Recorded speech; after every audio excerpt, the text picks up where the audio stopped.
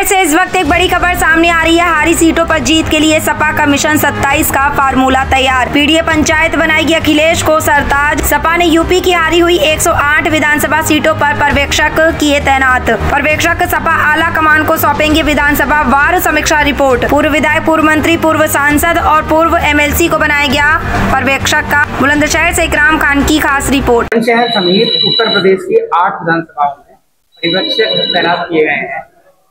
संख्या क्या? देखिए, 8 नहीं किए गए, 5 किए गए हैं। जो लोग हम पहले जीते थे उनमें नहीं किए गए, जो अभी हारे हैं वर्तमान में उन सीटों पर किए गए हैं। इनकी पार्टी की मंशा ये है, इस समय प्रदेश में जो जन विरोधी सरकार चल रही है उससे तमाम तरीके के उत्पीड़न हो रहे हैं और जो जनप्रतिनिधि हैं वो केवल अपनी सरकार की उपलब्धियां गिनाते हैं, क्षेत्र में क्या किया ये कभी बताने का प्रयास नहीं करते हैं। हम लोग 2027 में किस तरीके से इस क्षेत्र की जनता को न्याय दिलाया जाए, चाहे बिजली के रूप में हो, चाहे किसान हो, चाहे मजदूर हो, अल्पसंख्यक, दलित, सभी वर्ग के लोग जो त्रस्त हैं उन सबको न्याय दिलाने के लिए माननीय राष्ट्रीय अध्यक्ष जी ने हम लोगों को प्रभारी बना के भेजा है हर उसमें विधानसभा में।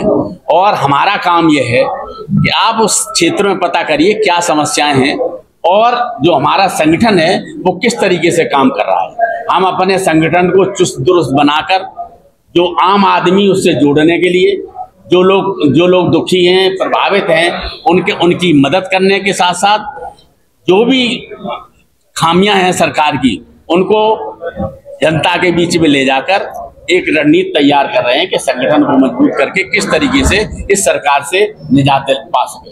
2027 में समाजवादी पार्टी की सरकार 2017-2022 2027 में किस तरह जाएगी, क्या चलेगा? इसी तरीके से तो हम रणनीति बना रहे हैं। देखिए, लगातार जो सरकार जन विरोधी काम कर रही है, अभी मैंने आपको बताया कि बिजली का इस समय प्रदेश में इतना उत्पीड़न है, इसी के परिप्रेक्ष्य में किसानों को उनकी फसल का उचित मूल्य नहीं मिल रहा है। जब सीजन आता है तो न डीएपी न यूरिया उपलब्ध नहीं हो पाती किसी भी दर में, तमाम तरीके की समस्याएं हैं। इसीलिए हम लोग हर क्षेत्र में एक पीडीए पंचायत के रूप में किसी जो अनूप शहर विधानसभा उसमें 200 पीडीए पंचायतें हो चुकी हैं।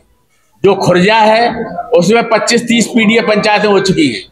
जो सियाना है उसमें 50 से ऊपर पीडीए पंचायत कर चुके हैं हम लोग। जो आपका बुलंदशहर है उसमें 20-25 पंचायतें कर चुके हैं। सिकंदराबाद में 100 से ज्यादा पंचायतें कर चुके हैं।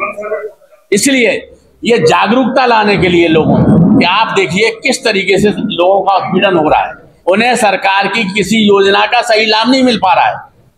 आपके विजन में अब 3 या 4 साल पहले से उत्पीड़न हो रहा है या अभी 1 साल बचा है, इसमें नजर आ रहा है? नहीं, जो गुजर चुके हैं उसमें क्यों नजर नहीं आया? नहीं, लगातार हम लोग लगातार आवाज उठाते आ रहे हैं, चाहे जिला फोरम हो, चाहे प्रदेश का वो हो, हर जगह हम लोग आवाज उठाते रहे। हम लोग जब विधानसभा में थे तो लगातार आवाज उठाते रहे, अब भी विधानसभा में आवाज उठाई जा रही है। प्रदेश के लगातार आप देख रहे हो सारी वो चल रही है।